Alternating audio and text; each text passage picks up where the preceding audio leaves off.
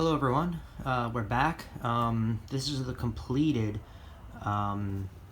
pretty much setup of my waterline hookup that I was doing in the last part, last video, last part, whatever. You saw me doing it, but my friend came over, he wanted to bang it out real quick and then he wanted to get out, so then he wanted to go home. So anyway, I put the bulb out there, I turned it on, we checked for leaks. There were no leaks, which is good, so make sure that there were no leaks. You don't want any leaks. I went with an elbow right there, 1/2 inch, and we went to a PEX fitting. That's the adapter. It's adapter from a ProPress.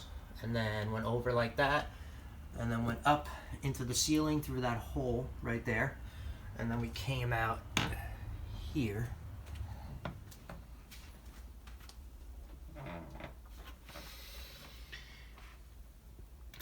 So you can see right there, came out up there, went over this, put an elbow right here. We didn't brace anything or bracket anything yet.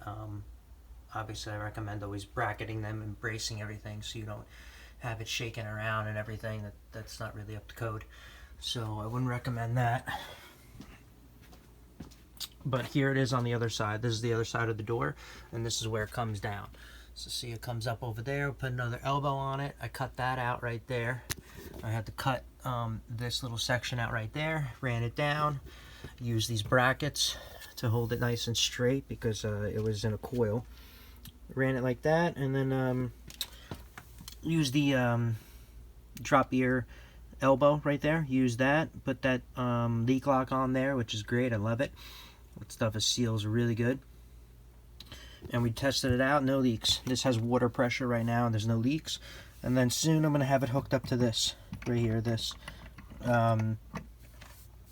the what's it called, the stainless steel tubing that I had was not long enough. It was only 12 inches. I need 24 inches, so go figure. That stinks. So I already ordered that. That should be on the way, and that should be in a day or two so I can finish this up.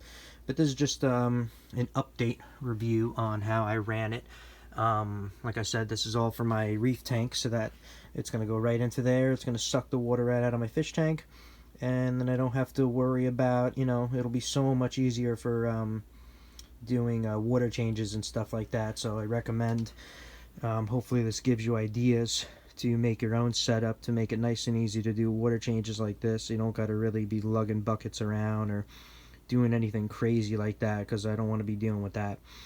Alright, so thank you everybody for watching Glen Velvet Reviews, and I am out. You have a great day. Please enjoy, subscribe, comment below, and anything else, let me know. Have a good one. Bye-bye.